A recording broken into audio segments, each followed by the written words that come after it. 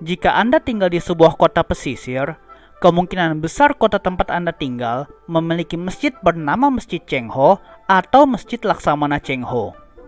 Hampir semua kota pesisir di Indonesia memiliki Masjid Cheng Ho yang berarsitektur khas Tionghoa. Coba cari di Google Maps di kota tempat Anda tinggal, lalu ketik Masjid Cheng Ho. Jika Anda tinggal di kota pesisir, hampir pasti akan ketemu. Siapakah Cheng Ho dan mengapa namanya diabadikan menjadi sebuah masjid di hampir semua kota pesisir di Indonesia? Sebelum kita lanjut, jangan lupa subscribe serta nyalakan loncengnya. Jika sudah, mari kita telusuri jejak Laksamana ini di Indonesia. Cheng Ho lahir dari sebuah keluarga Muslim Tionghoa pada tahun 1371 di daerah Yunnan. Islam dan Cina telah berhubungan bahkan sejak masa Nabi Muhammad pada abad ke-5 Masehi. Adanya jalur sutra yang menghubungkan Cina dengan Timur Tengah membuat penyebaran paham serta agama baru sangat mudah dan cepat. Keluarga Cheng Ho awalnya melayani dinasti Yuan saat masih berkuasa, tetapi dinasti Yuan dilengsarkan oleh dinasti Ming pada tahun 1368, 3 tahun sebelum Cheng Ho lahir. Keluarga Cheng Ho pun harus melarikan diri dari ibu kota dinasti Yuan, yaitu Han Balik, yang sekarang adalah Beijing, ke Yunnan. Pada tahun 1381, Yunnan yang merupakan pertahanan terakhir dinasti Yuan jatuh ke dinasti Ming. Cheng Ho yang baru berumur 10 tahun ditangkap oleh pasukan Ming dan dikebiri. Cheng Ho kemudian diperintahkan untuk melayani Pangeran Zudi, dan dari sinilah ia mulai menunjukkan keahliannya dalam pelayaran. Pangeran Zudi kemudian menjadi kaisar dinasti Ming dengan nama Kaisar Yongle pada tahun 1402. Cheng Ho menjadi ajudan kepercayaan kaisar, dan pada tahun 1405 Cheng Ho ditunjuk menjadi laksamana dari sebuah armada yang akan melakukan ekspedisi ke Asia Tenggara dan Samudra Hindia. Ekspedisi ini dijalankan sebanyak 7 kali dalam kurun waktu 27 tahun, dari tahun 1405 hingga 1433, dan Cheng Ho memimpin semua ekspedisi ini.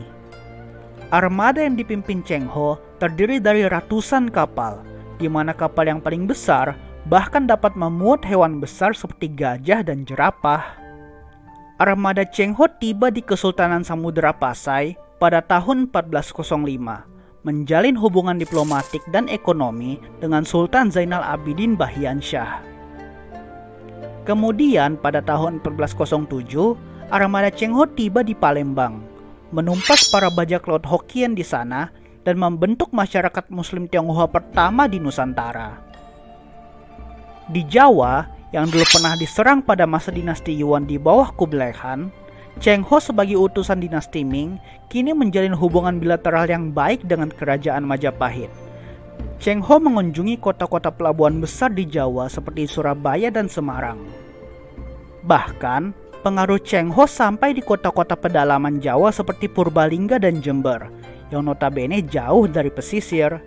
Di kota pedalaman ini juga terdapat Masjid Cheng Ho. Kota-kota sepanjang Selat Malaka dan Selat Karimata juga terdapat jejak Laksamana Cheng Ho, seperti di Pontianak, Sambas, Batam, Deli, dan Jambi. Jejak Cheng Ho juga bisa ditemukan di Makassar, Balikpapan, dan Samarinda, yang notabene tidak berada pada jalur sutra maritim. Cheng Ho yang seorang Muslim membuat kesultanan-kesultanan yang dikunjungi oleh armadanya menjadi lebih terbuka dan lebih mudah menjalin hubungan ekonomi. Armada Cheng Ho bahkan sampai ke pesisir timur Afrika dan Laut Merah, di mana Cheng Ho sempat mengunjungi kota Mekah.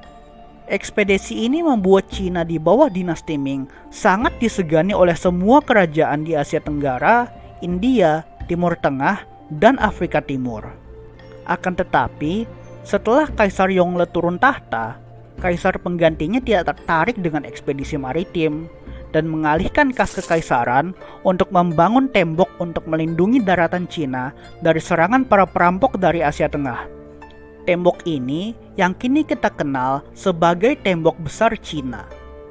Cheng Ho meninggal pada tahun 1433 di Kalkutta, India, dalam ekspedisinya yang ketujuh, serta ekspedisi terakhir yang dijalankan oleh dinasti Ming. Meskipun begitu, warisan yang ditinggalkan oleh Cheng Ho serta kebijakan maritim Kaisar Yongle telah tertanam. Semua kerajaan di Asia Tenggara berlomba untuk mendapatkan mandat dari Kaisar Cina agar bisa berdagang dengan Cina. Bahkan, hingga masa kolonialisasi Eropa pun, beberapa raja dan sultan masih mengirim upeti ke Kaisar Cina. Di Indonesia, jejak yang ditinggalkan oleh Cheng Ho dengan jelas dapat kita lihat di kota-kota pesisir di Indonesia. Namanya diabadikan oleh komunitas Tionghoa Muslim Indonesia dan jasanya serta kehebatannya diakui oleh masyarakat Indonesia. Itulah Cheng Ho, seorang laksamana Muslim Tionghoa hebat yang meninggalkan jejaknya di hampir seluruh pesisir dari Asia Tenggara hingga Afrika Timur. Terima kasih telah menonton video ini sampai akhir. Jangan lupa subscribe untuk mendapatkan video-video menarik lainnya.